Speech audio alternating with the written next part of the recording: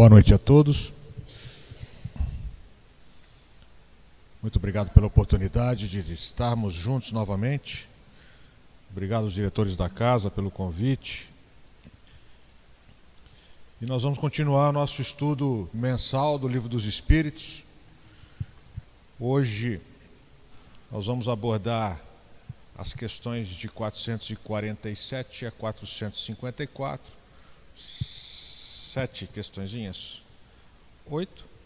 Lembrando sempre os senhores que nós estamos estudando a segunda parte do Livro dos Espíritos, que diz respeito à vida no plano espiritual e que foi a base para uma outra obra de Kardec, que é o Livro dos Médiuns. Nós estamos no capítulo 8, que trata dos momentos de emancipação da alma, ou seja, nos momentos em que o espírito está liberto da matéria e tudo o que acontece com ele nesses momentos. E o capítulo de hoje trata da dupla vista, ou da segunda vista. Nós vimos antes disso as questões que estão relacionadas ao sono, ao fenômeno do sonambulismo, e Kardec agrupa no mesmo capítulo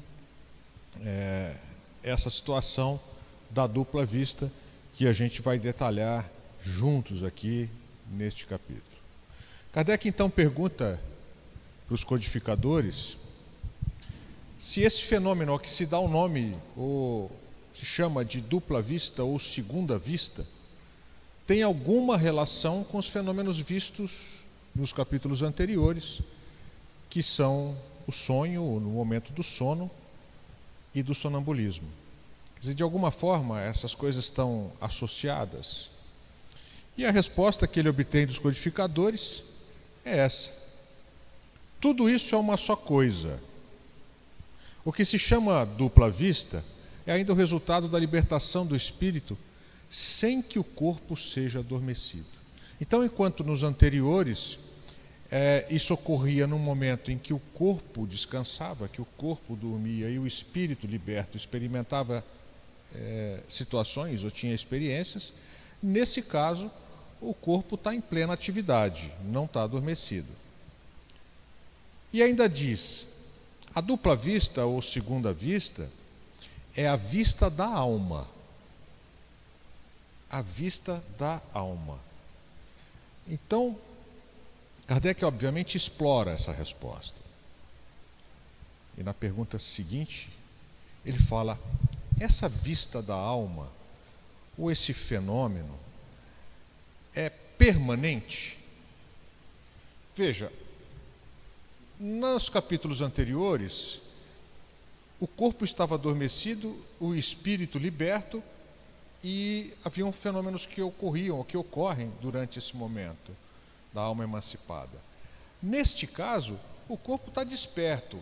Então, é muito pertinente essa pergunta. Se isso ocorre enquanto a criatura está em atividade física, essa segunda vista, ou a vista da alma, é permanente? E a resposta é bem complexa e bem interessante. A faculdade ou seja, a característica que a criatura tem, ou a faculdade que ela tem de ter a segunda vista é permanente. Mas o exercício da segunda vista não. Até aqui ainda fica um pouco complicado, né? Porque não fica muito claro o que é a segunda vista, né? Mas enfim, a faculdade é permanente, a capacidade de tê-la é permanente, mas o exercício da segunda vista não. E aí começam as explicações. Em os mundos menos materiais do que o vosso, os espíritos se desprendem mais facilmente e se põem em comunicação apenas pelo pensamento, sem que toda a vida fique abolida a linguagem articulada. Calma, vamos desmanchar isso aqui. Ele está tratando aqui de uma vista da alma. Se é uma vista da alma, isso não é sensorial, não está ligado a qualquer característica de percepção do corpo. Então, essa é uma capacidade que algumas criaturas têm. E o codificador ainda diz que nos ambientes em que a materialidade é menos evidente, que a ligação com a matéria é menos evidente, esse fenômeno é mais facilmente encontrado, ou ele é encontrado com mais frequência, que é a percepção que não depende de um mecanismo físico para que ela aconteça. E vamos continuar aqui. Por isso mesmo, em tais mundos, a dupla vista é a faculdade permanente para a maioria de seus habitantes, cujo estado normal se pode comparar ao dos vossos sonâmbulos lúcidos. Então ele diz que nestes lugares em que a matéria tem uma densidade menor, ou que tem uma importância menor na vida, essa característica, essa faculdade, ocorre de forma bastante frequente, como é o caso dos nossos sonâmbulos, e a gente estudou isso dois capítulos para trás, sonâmbulos lúcidos, aqueles que têm plena capacidade de lembrar o que acontece nos momentos em que a sua alma está liberta e que ele tem experiências no plano espiritual. Essa também é a razão por que esses espíritos se vos manifestam com maior facilidade do que os encarnados em corpos mais grosseiros, porque não precisam usar os mecanismos fisiológicos do corpo para se comunicar. Se comunicam através de sensações da vista da alma. Sigamos. A segunda vista aparece espontaneamente ou por efeito da vontade de quem a possui como faculdade.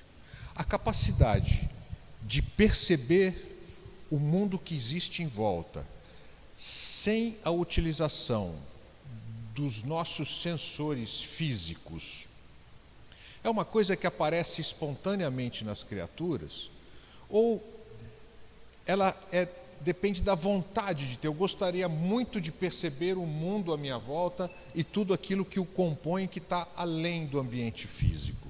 Essa é a pergunta. Essa faculdade tem quem quer muito ter, ou ela depende de criatura para criatura? É espontânea. E a resposta: as mais das vezes é espontânea. Simplesmente tem.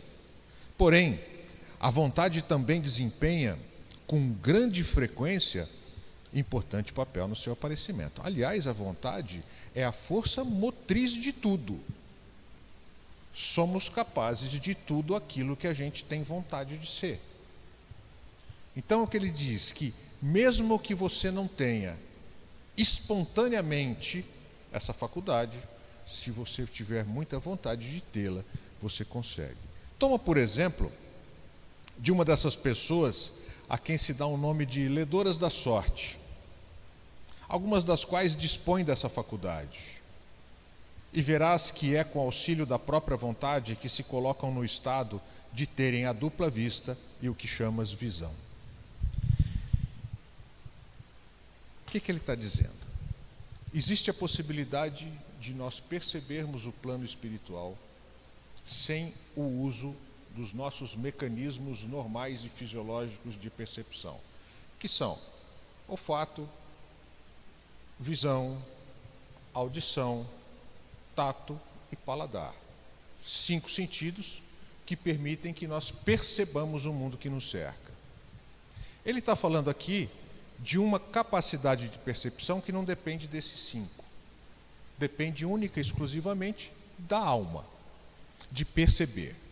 Nós vimos também em capítulos anteriores que as percepções extrasensoriais, elas são mais completas, porque com os nossos olhos nós enxergamos, com os nossos ouvidos nós ouvimos e assim por diante. Com o nosso perispírito, nós percebemos os planos que estão à nossa volta com muito mais acurácia, com muito mais percepção, muito mais afinada do que aquelas que nós usamos os nossos sentidos físicos. Então ele traz aqui um exemplo muito interessante. o exemplo de uma pessoa que lê a sorte e explica o quê? Essa pessoa, na verdade, não lê. Ela percebe o plano espiritual e usa a condição de ler a sorte como tradução de perceber o ambiente que está além da nossa condição de percepção física e trazer de lá notícias. Isso é melhor explorado num artigo que a gente vai ver depois. Tudo bem?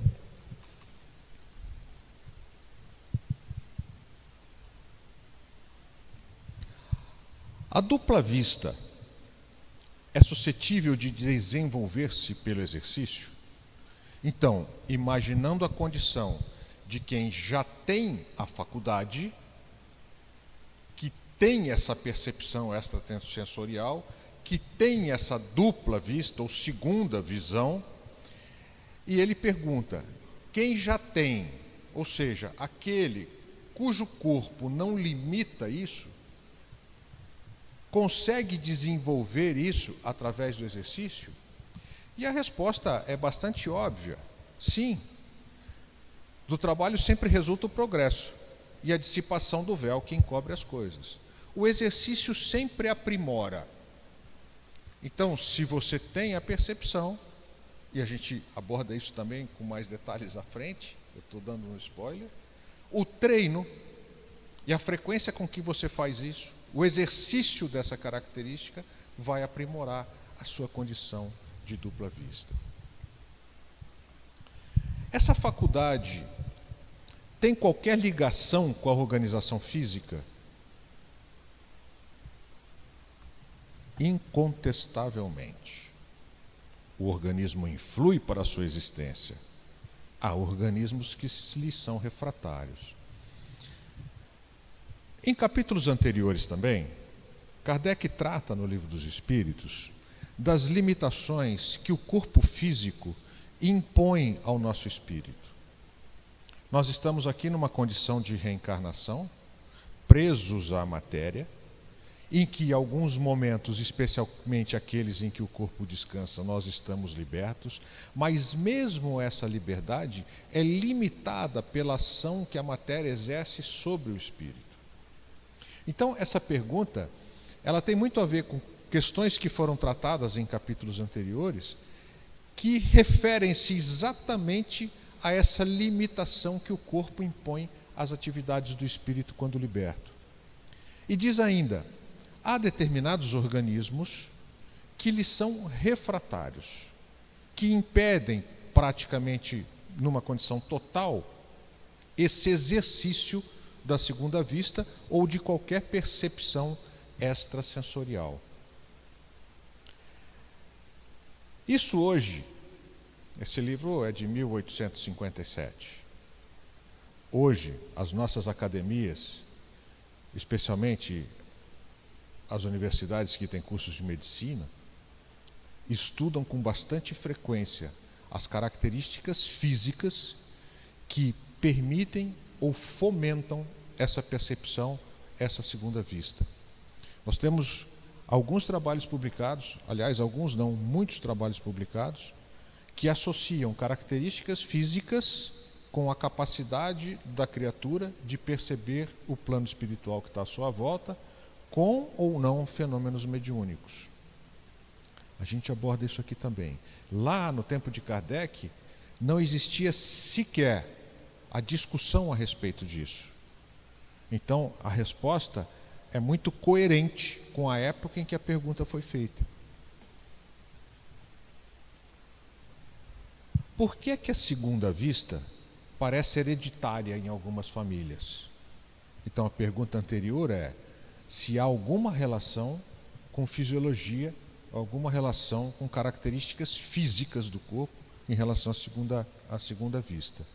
E aqui ele afirma por que isso às vezes parece, em algumas famílias, uma característica hereditária. E a resposta: por semelhança da organização física, que se transmite como as outras qualidades físicas. A capacidade ou a mediunidade é uma característica física. Então, não raro, ela também é transmitida como outras características físicas. Ela também se manifesta nas criaturas de diferentes formas à medida que nós amadurecemos e envelhecemos. Então, não haveria razão de não ter essa ligação com as questões genéticas.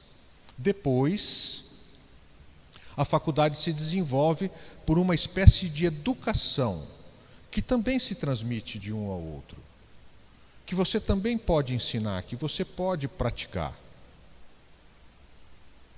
E segue. É exato que certas circunstâncias desenvolvem a segunda vista? Então lá atrás ele pergunta assim: todo mundo tem? Não, nem todo mundo tem, espontaneamente. Quem não tem, se quiser ter, consegue? Consegue. Quem consegue ter, se exercitar isso, melhora a eficiência do processo? Sim. E agora ele pergunta: em certas circunstâncias, é exato que certas circunstâncias desenvolvem essa segunda vista? Então aqui ele tirou a vontade. A pergunta que ele fez anteriormente é: se a pessoa quiser, ela consegue desenvolver? Sim. E aqui, existe alguma circunstância que, independente da vontade, faz com que essa segunda vista seja desenvolvida? A moléstia, a proximidade do perigo, uma grande comoção podem desenvolvê-la. O corpo, às vezes, vem a achar-se num estado especial que faculta ao espírito ver o que não podeis ver com os olhos carnais. Que interessante. Olha só. A faculdade não existia, não era espontânea, a criatura não quis, então não foi atrás, nunca exercitou, mas em determinadas situações a segunda vista aparece espontaneamente. Espontaneamente não, ela aparece em função dessas situações. Olha as situações que ele cita aqui: moléstia, proximidade do perigo, uma grande comoção e por aí vai. Essa segunda vista, eu ia fazer isso mais para frente, a gente às vezes chama de sexto sentido. É uma percepção que a gente tem, que a gente não enxergou, que a gente não ouviu, que a gente não sentiu na pele, nem sentiu o gosto, mas que a gente tem. É um sexto sentido. Essa capacidade que nós temos é, na verdade, uma ajuda que o nosso Pai Criador nos dá nos momentos em que estamos experimentando a nossa reencarnação, para que sejamos auxiliados, para que sejamos guiados. Quando nós reencarnamos na Terra para cumprir um programa reencarnatório, por qualquer razão que seja, a gente vem com um baita aparato de auxílio. A gente vem com GPS para guiar a gente na nossa rota. A gente vem com espíritos que são mais evoluídos que a gente, mais desenvolvidos moralmente, nos auxiliando, nos trazendo informações e nos orientando. E a gente vem com a capacidade de perceber coisas que estão além das percepções físicas que nós temos. E a gente dá isso o nome de sexto sentido. Então, nessas situações de risco, de perigo iminente, situações de angústia, esse sexto sentido surge exatamente para nos tirar dessas situações e de nos orientar. Sexto sentido terrível tem as mães, né? Porque elas percebem coisas que a criatura, o filho, não percebeu. Esse deve ser um segredo de Deus com elas. Porque sabem, né? Olha lá, não é assim? Se a sua mãe fala: ó, não vai dar certo, não tem nada, ela nunca viu, ela não sabe que situação que é, mas o sentido danado. E toda vez que a gente contraria, dá errado. As mulheres, em geral, têm essa percepção muito mais desenvolvida do que os homens. Os homens são muito mais grosseiros, né? e se dão mal, maioria das vezes, muito mais situações. E Kardec então faz uma observação a essa resposta. Nas épocas de crises e de calamidades, as grandes emoções, todas as causas, enfim, de superexcitação do moral, provocam não raro o desenvolvimento da dupla vista. Parece que a providência, quando um perigo nos ameaça, nos dá o meio de conjurá-lo. Todas as seitas e partidos perseguidos oferecem múltiplos exemplos desse fato. Isso não é uma coisa percebida só por Kardec.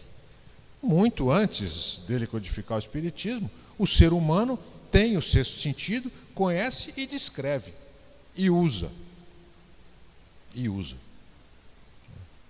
Quando dá certo, a gente chama de inspiração.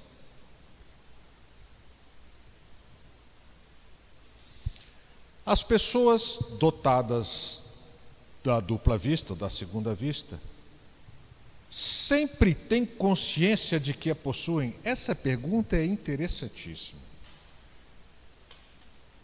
A gente percebe, mas todo mundo tem consciência desse sexto sentido? Ou será que às vezes ele passa simplesmente desapercebido? A gente usa e nem presta atenção nele. Essa é a pergunta de Kardec. E a resposta é: nem sempre. Nem sempre quem está usando tem consciência. Consideram isso uma coisa perfeitamente natural. E muitos creem que, se cada um observasse o que se passa consigo, todos verificariam que são como eles.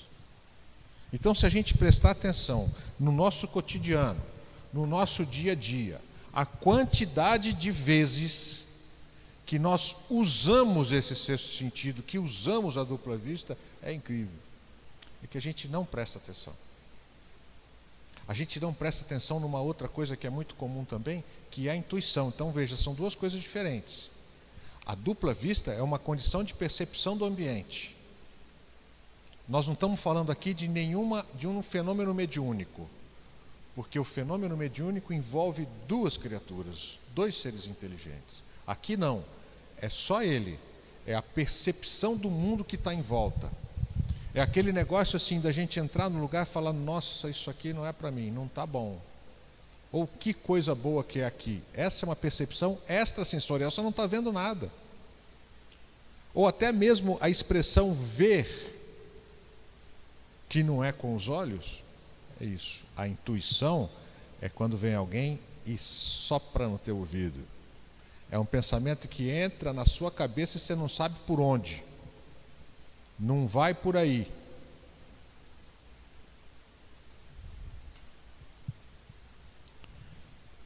E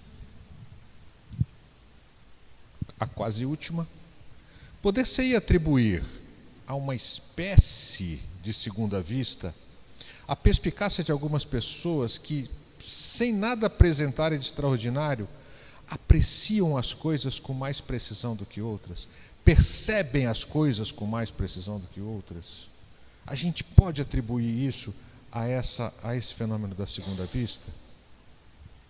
É sempre a alma a irradiar mais livremente e apreciar melhor do que sob o véu da matéria. Vamos montar essa resposta. Quando ele fala de irradiação da alma, na verdade, a metáfora é expansão do perispírito. É sempre um tipo de libertação que o perispírito sofre da matéria. E que, portanto, permite essa percepção do ambiente e das coisas. E, inclusive, de alguns fenômenos que podem ocorrer.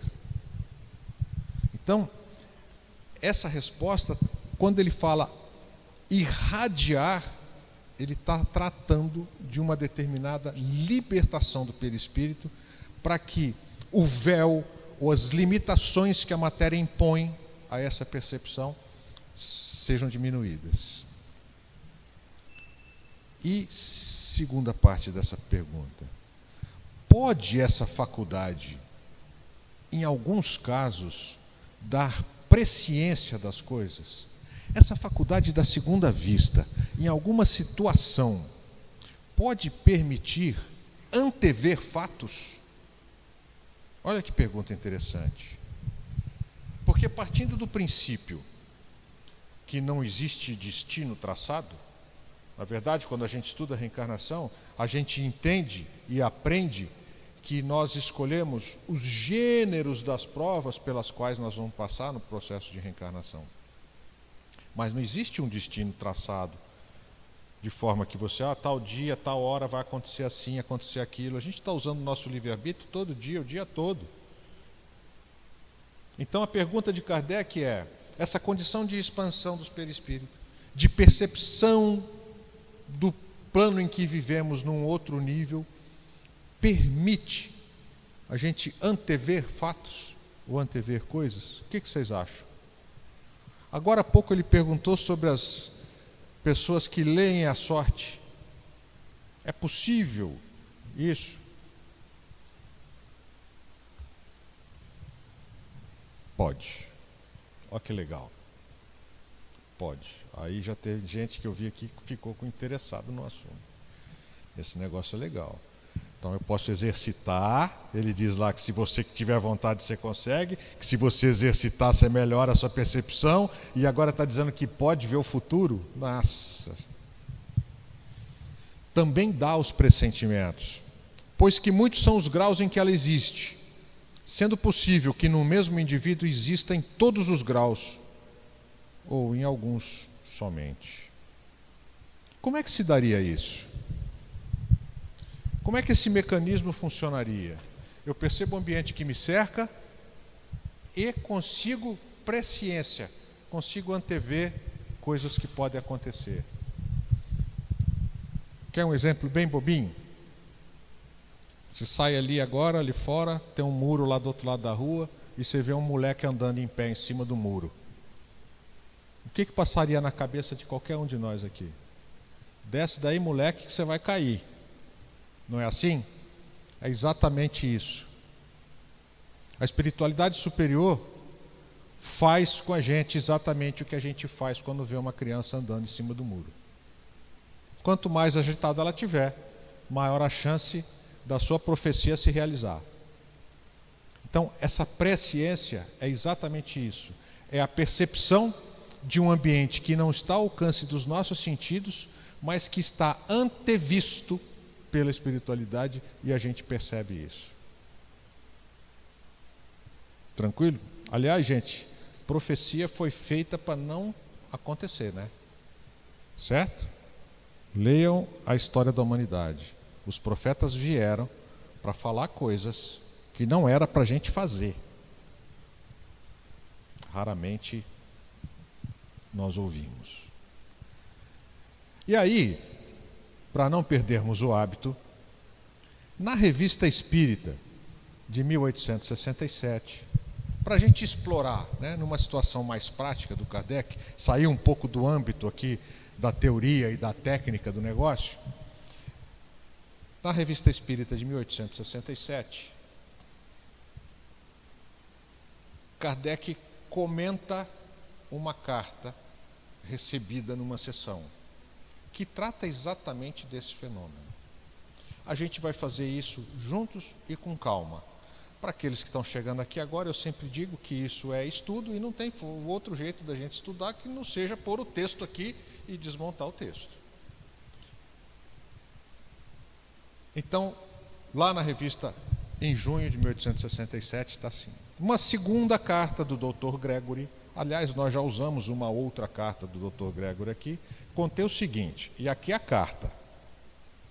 Numa comunicação, Erasto, que é um espírito de altíssimo escalão, que se manifesta inúmeras vezes durante o processo de codificação, enunciou uma ideia que me surpreendeu e me fez refletir. Isso é o Dr. Gregory falando. O homem, diz ele, tem 7 sentidos bem conhecidos, 7 sentidos. Os sentidos bem conhecidos, a audição, o olfato, a visão, o gosto, o paladar e do tato. Ponto passivo. Além destes, o sentido sonambúlico e o sentido mediúnico. Então, a carta diz isso. nós temos 7 sentidos. E ele separa o fenômeno do sonambulismo do fenômeno mediúnico. Então vamos relembrar. O sonâmbulo é o corpo físico descansando e ele tendo atividades no plano espiritual que refletem no corpo físico. O espírito liberto. Não é necessariamente um fenômeno mediúnico, ele pode ser anímico, dele próprio. E o sentido mediúnico, que é o da percepção e da interação com o plano espiritual. Aí Kardec vai nesse artigo comentar essa carta. Então agora é o nosso codificador comentando a carta que o Gregory falou, que o Erasto trouxe. Acrescento a essas palavras que estes 2 últimos sentidos, o sonambúlico e o mediúnico, não existem senão por exceção, bastante desenvolvidos em algumas naturezas privilegiadas, caso existam em todo homem em estado rudimentar. Então, essa aqui é a sequência da carta. Acrescendo essas palavras que estes 2 últimos não existem senão por exceção, são raros. É uma exceção que eles existam. Bastante desenvolvidos em umas pessoas e outros não. Ora, há em mim uma convicção adquirida por mais de uma observação e por uma experiência bastante longa dos poderes homeopáticos. Olha o que ele diz, o Erasto. É que nossos medicamentos, bem escolhidos e tomados por longo tempo, podem desenvolver essas 2 admiráveis faculdades. Então vamos lá, o que ele está falando? São 7 sentidos. Os 2 últimos, o sonambúlico e o mediúnico, são muito raros de serem encontrados e que através do uso da homeopatia você consegue desenvolver naqueles que não têm. Agora sim, Kardec vai comentar essa observação. Em nossa opinião, seria erro considerar o sonambulismo e a mediunidade como produto de 2 sentidos diferentes. Ponto. Não são 2 diferentes. Considerando-se que não passam de 2 efeitos resultantes da mesma causa. Então seria um só sentido. Essa dupla faculdade é um dos atributos da alma e tem por órgão o perispírito. Para os que estão chegando, o perispírito é a interface que existe entre o espírito puro e o corpo material, cuja irradiação transporta a percepção além dos limites da ação dos sentidos materiais. Então, o perispírito percebe o mundo além dos nossos sentidos físicos. A bem dizer, é o 6º sentido, que é designado sob o nome de sentido espiritual. Esses que as mães têm, às vezes, irritantemente acertados. O sonambulismo e a mediunidade são 2 variedades de atividades desse sentido que, como se sabem, apresentam inúmeros matizes e constituem aptidões especiais. Então, ambos existem em diversos graus. Uns têm mais evidência, outros menos evidência. Fora dessas 2 faculdades mais notáveis, porque mais aparentes, seria erro crer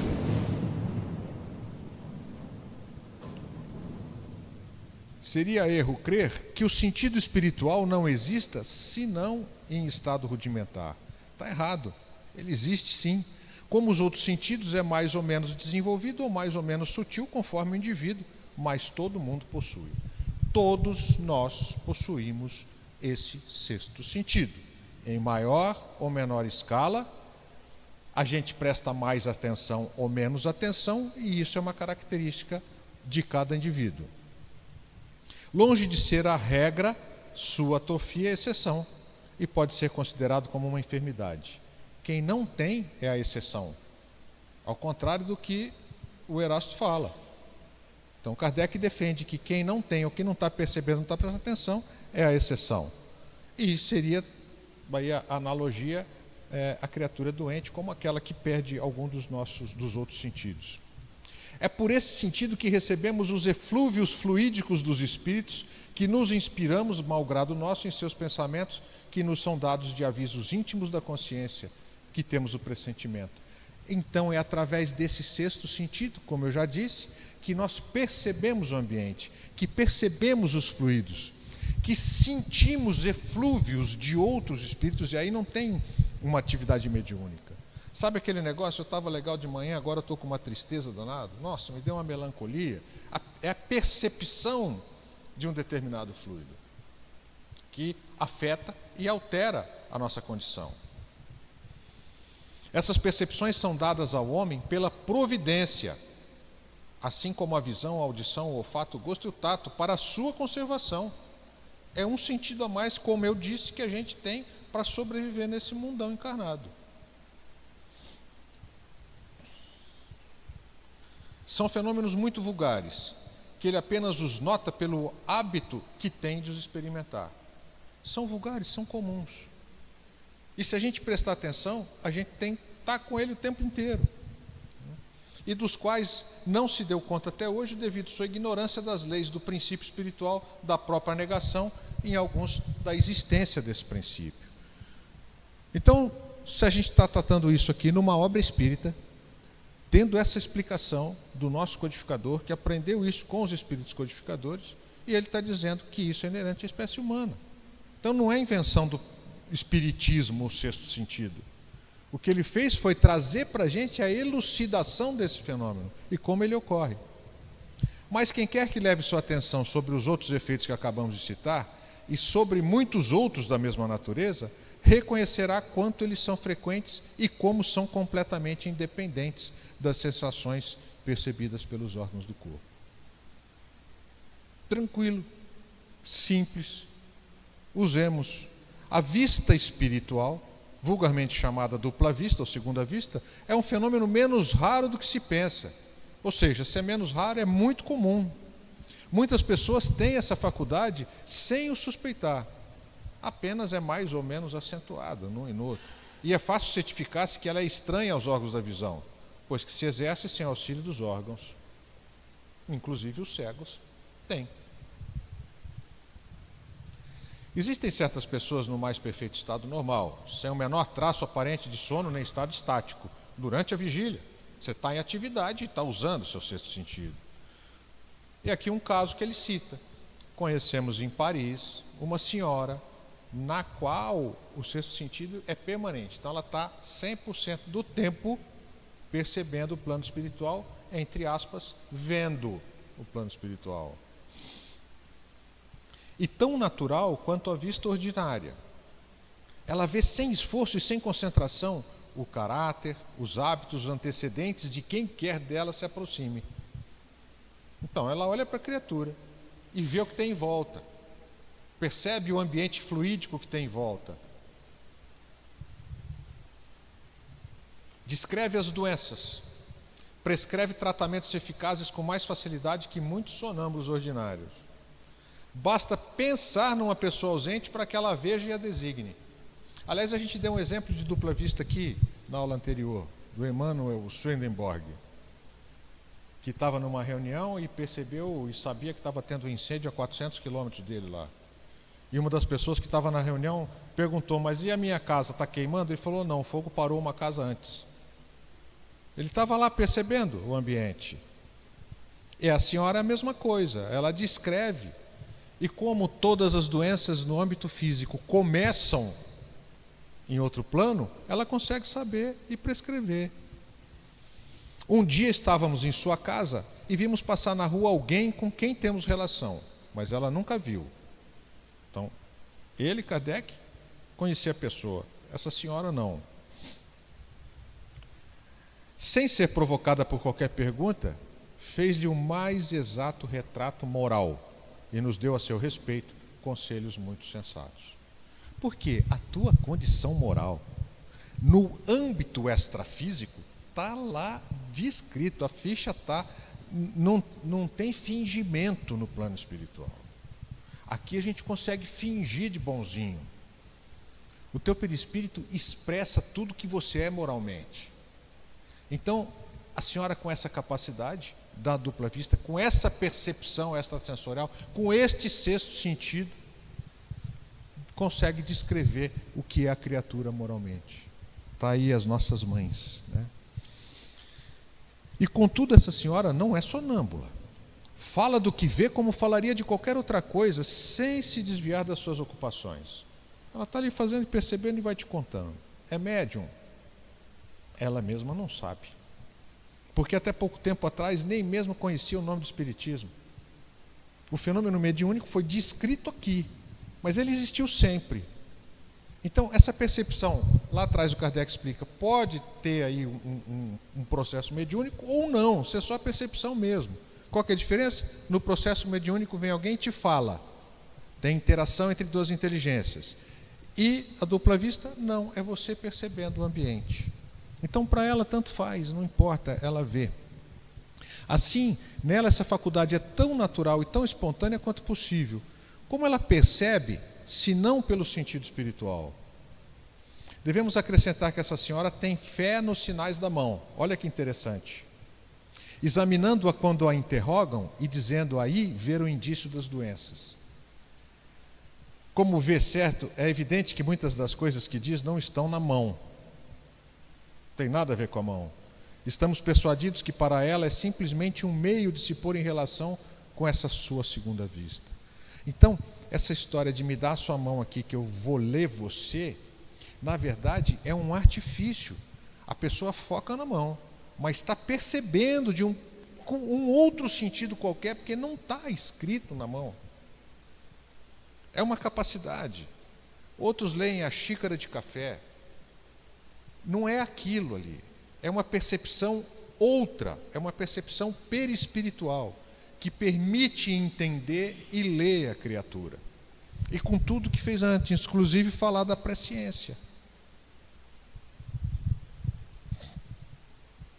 A mão faz o papel de espelho mágico ou psíquico.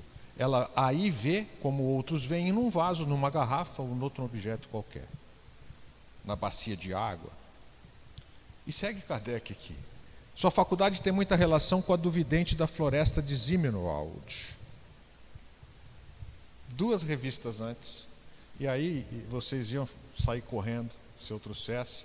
Ele trata exatamente desse vidente da floresta, que fazia as mesmas preleções, que tinha as mesmas percepções, porém usava um copo. Então, o Kardec descreve esse fenômeno da segunda vista com o vidente da floresta, aliás, com muito mais detalhes do que aqui, onde o copo é mero instrumento de foco de quem tem o sexto sentido.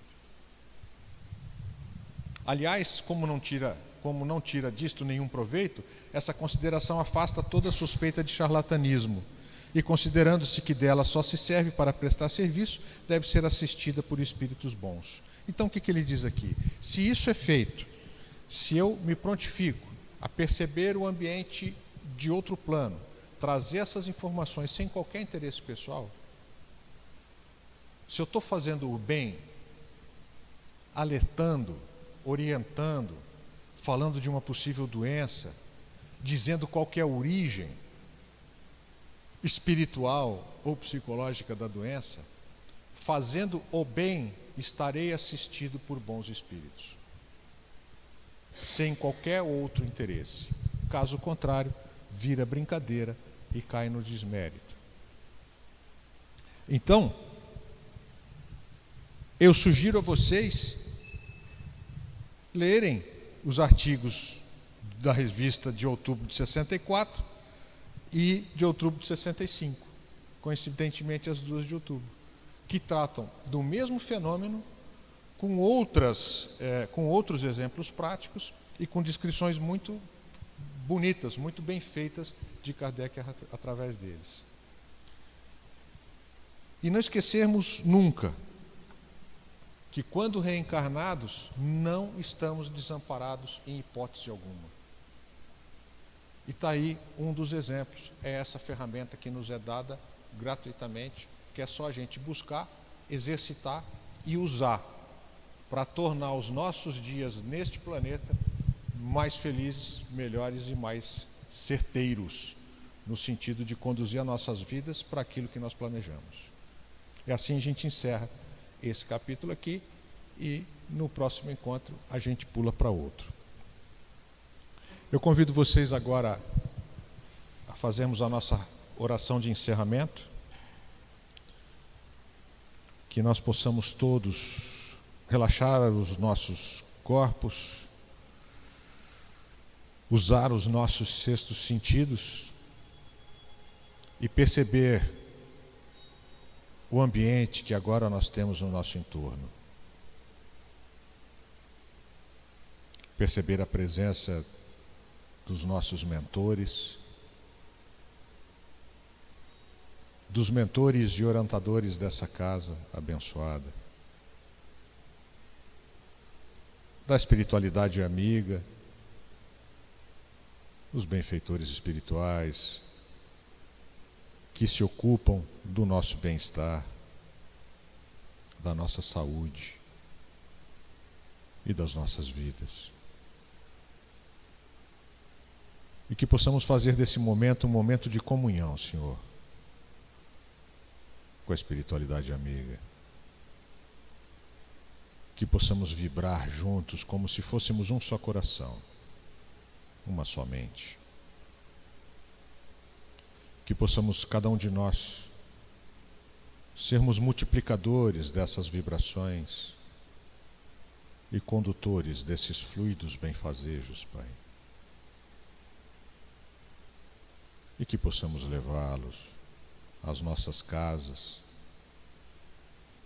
às casas dos nossos pais, dos nossos filhos, dos nossos entes queridos. Que possamos levar esses fluidos, Senhor, como representação da Sua paz nessa terra, a todos os lares, especialmente aqueles onde a ignorância e a tristeza imperam, aos hospitais, às penitenciárias, aos orfanatos, aos menos favorecidos espiritualmente, Senhor.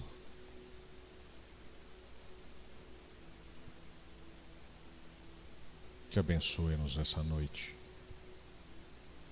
e que permita-nos, Pai, lembrar dos seus ensinamentos a cada passo que dermos. Que possamos seguir com dignidade o caminho do bem e o caminho do seu amor. E com a sua prece, Senhor, pedimos permissão para encerrarmos essa pequena reunião de estudo dessa noite. Pai nosso que estais no céu, santificado seja o vosso nome. Venha a nós o vosso reino. Seja feita a vossa vontade, assim na terra como no céu. O pão nosso de cada dia nos dai hoje. Perdoa as nossas dívidas, assim como nós perdoamos aos nossos devedores. Não nos deixeis cair em tentação. Livra-nos de todo mal, porque seu é o reino, o poder e a glória para todos sempre, Senhor. Que assim seja. Muito obrigado.